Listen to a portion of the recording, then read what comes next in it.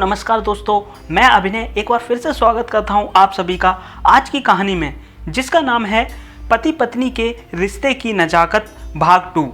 तो दोस्तों, इससे पहले वाले भाग में हमने सुना कि किस तरीके से सुनीता घर में अकेली रहती रहती बोर हो जाती है और अचानक से एक दिन फेसबुक पर उसके स्कूल के फ्रेंड का एक फ्रेंड रिक्वेस्ट आती है, जिसको वो एक्सेप्ट कर लेती है। और बाद में उसको पता लगता है कि वो दोस्त जिसका नाम राहुल है, जिसकी फ्रेंड रिक्वेस्ट फेसबुक पर आ रखी है, वो भी उसी के शहर में रहता है। तो यह बात वो अपने पति मनोज को बताती है। तो इससे आगे फिर क्या होता है तो इस कहानी में सुनिए। सुनीता ने मनोज को भी यह बात बताई तो मनोज ने कहा, यह तो बहुत अच्छी बात है, तुम हमेशा शिकायत करती थी कि आपके तो इतने पुराने दोस्त हैं, मेरा तो कोई दोस्त ही नहीं है, अब तो खुश हो ना, किसी दिन घर बुलाओ उन्हें। एक दिन सुनीता ने राहुल को घर आने का न्योता दिया। इसके बाद बातों के साथ साथ मिलने जुलने का सिलसिला भी शुरू हो गया। राहुल को जब कभी भी फुर्सत मिलती तो वह सुनीता से बात कर लेता और घर भी आ जाता था। राहुल अक्सर अकेला ही आता था। तो एक दिन मनोज बोले, भाई क्या बात है, आप एक बार भी भाभी जी और बच्चों को नहीं लाए, उनको भी लाया कीजिए। यह सुनकर राहुल बोला, अवश्य लाता यदि वे होते तो। क्या मतलब, तुमने अभी तक शादी नहीं की?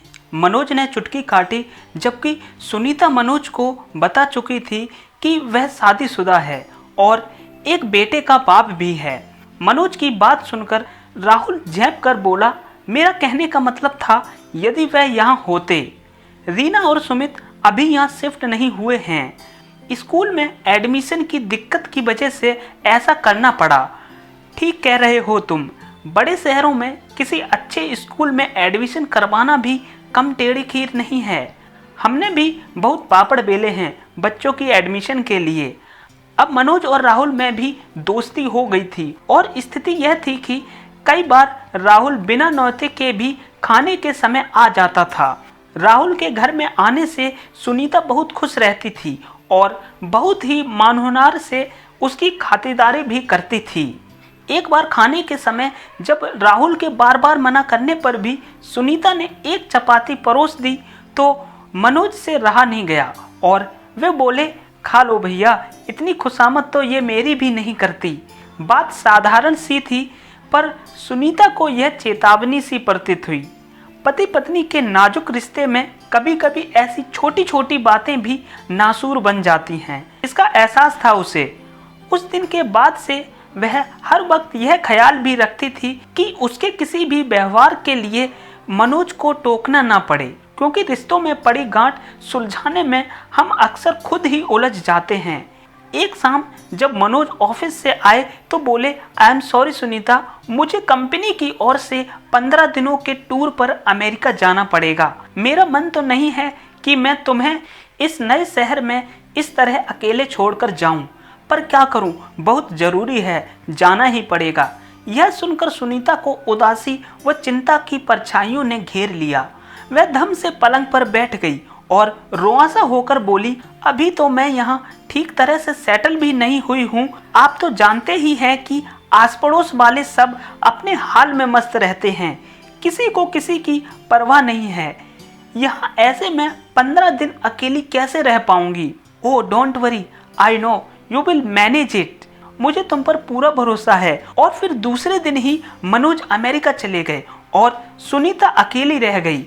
यूँ तो सुनीता घर में रोज अकेली ही रहती थी, पर इस उम्मीद के साथ कि शाम को मनोज आएंगे। आज वह उम्मीद नहीं थी, इसलिए घर में उस सूनेपन का एहसास अधिक हो रहा था। खैर, वक्त तो काटना ही था। बच्चों के साथ व्यस्त रहकर कुछ घरेलू कामकाज निपटाकर सुनीता अपना जी लगाए रखती, पर बच्चे भी पापा के बिना बड़े अनबने हो रहे थे। नन्ही प्रिया ने तो शायद इसे दिल से ही लगा लिया था। मनोज के जाने के बाद उसका खाना पीना काफी कम हो गया था। वह रोज पूछती, पापा कब आएंगे, और सुनीता चाह कर भी उसे खुश नहीं रख पाती थी। एक शाम प्रिया को बुखार आ गया। बुखार मामूली था, इसलिए सुनीता ने घर पर रखी बुखार की दवा दे दी। फिर समझा बुझाकर कुछ खिलाकर सुला दिया। आधी रात को प्रिया की वजह से सुनीता की नींद खुली तो उसने देखा प्रिया का बदन बुखार से तप रहा था। सुनीता झट से थर्मामीटर ले आई। बुखार 104 डिग्री था। सुनीता के होशो हवास उड़ गए। इतना तेज बुखार, वह रोने लगी, पर फिर हौसला करके उसने मनोज को फोन मिलाया। संयोग से मनोज ने फोन तुरंत रिसीव किया। सुनीता ने रोते रोते मनोज को सारी बात बताई।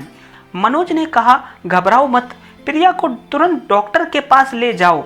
सुनीता ने कहा, आप जानते हैं ना, यहाँ रात के 12 बज रहे हैं, गाड़ी खराब है, एकमात्र पड़ोसी बाहर आ गए हैं, मैं और किसी को जानती भी तो नहीं इस शहर में। राहुल, हाँ राहुल है ना, उसे कॉल करो, वह तुम्हारी जरूर मदद करेगा। पर मनोज, इतनी रात में क्या राहुल को बुलाना ठीक रहेगा? इसमें ठीक गलत क्या है? प्रिया बीमार है, उसे डॉक्टर को दिखाना जरूरी है। बस इस समय यही सोचना जरूरी है। पर फिर भी तुम किस असमंजस में पड़ गई? अरे राहुल अच्छा इंसान है, 2-4 मुलाकातों में ही मैं उसे जान गया हूँ। तुम उसे कॉल करो, मुझे किसी की परवाह नहीं। तुम इसे मेरी सलाह मानो या आदेश। ठीक है, मैं कॉल करती हूँ। सुनीता ने कह तो दिया, पर सोच में पड़ गई। रात को 12 बजे राहुल को कॉल करके बुलाना उसे बड़ा अटपटा लग रहा था। वह सोचती रही और कुछ देर यूं ही भूत बनकर बैठी रही, पर कॉल करना जरूरी था। वह यह भी जानती थी। उसने फोन हाथ में लिया और नंबर डायल किया। घंटी गई और किसी ने उसे काट दिया। आवाज आई, यह नंबर अभी व्यस्त है। उसने फिर डायल किया, फिर वही आवाज आई। अब क्या करूं, वह तो फोन ही रिसीव नहीं कर रहा। चलो एक बार और कोशिश करती हूँ। यह सोचकर वह रीडायल कर ही रही थी कि कॉल बेल बजी। इतनी रात कौन हो सकता है? सुनीता यह सोचकर घबरा गई। तभी उसके लैंडलाइन फोन की घंटी बजी। उसने डरते डरते फोन रिसीव किया। हेलो सुनीता, मैं राहुल, दरवाजा खोलो, मैं बाहर खड़ा हूँ। सुनीता को बड़ा आश्चर्य हुआ। राहुल ने तो मेरा फोन रिसीव ही नहीं किया, फिर यह यहाँ कैसे आया? पर उसने दरवाजा खोल दिया। कहाँ है प्रिया? राहुल ने अंदर आते ही पूछा। सुनीता ने प्रिया के कमरे की ओर इशारा कर दिया। राहुल ने प्रिया को गोद में उठाया और बोला, घर को लॉक करो, हम प्रिया को डॉक्टर के पास ले चलते हैं। ज्यादा देर करना ठीक नहीं है। गाड़ी चलाते चलाते राहुल ने कहा, यह तो अच्छा हुआ कि आज मैंने मनोज जी का कॉल रिसीव कर लिया, वरना रात को तो मैं घोड़े बेचकर सोता हूँ और कई बार तो फोन भी स्विच ऑफ कर देता हूँ। अब रहस्य पर से पर्दा उठ चुका था, यानी कि उसके कॉल से पहुंचने से पहले ही मनोज का कॉल पहुंच चुका था राहुल के पास। प्रिया को डॉक्टर को दिखाकर आवश्यक दवाइयां लेकर सुनीता ने राहुल को धन्यवाद कहकर विदा कर दिया और फिर मनोज को फोन लगाया। इससे पहले कि मनोज कुछ बोलता, सुनीता बोली, धन्यवाद हमारा इतना ध्यान रखने के लिए और मुझ पर इतना विश्वास करने के लिए। इतना विश्वास तो शायद मुझे भी खुद पर नहीं है, तभी तो मुझे राहुल को फोन करने के लिए इतना सोचना पड़ा। बोले, मुझे धन्यवाद कैसा, यह तो आदान प्रदान है। तुम भी तो मुझे परदेश में इसी विश्वास के साथ आने देती हो कि मैं लौट कर तुम्हारे पास अवश्य आऊँगा। तो क्या मैं इतना भी नहीं कर सकता? यह विश्वास नहीं, प्यार है। और दोस्तों, इसके बाद सुनीता और मनोज के बीच में बातें चलती रहीं और यह कहानी यहीं पर समाप्त होती है। तो दोस्तों, कहानी आपको कैसी लगी कमेंट करके ज़रूर बताइए और इसी तरीके की और अच्छी कहानियाँ सुनने के लिए हमारे चैनल को सब्सक्राइब जरूर करें और साथ ही दबाएं बेल आइकन को, ताकि हमारी हर आने वाली अगली वीडियो का नोटिफिकेशन आपको सबसे पहले मिल सके। तो इसी के साथ विदा लेते हैं। धन्यवाद।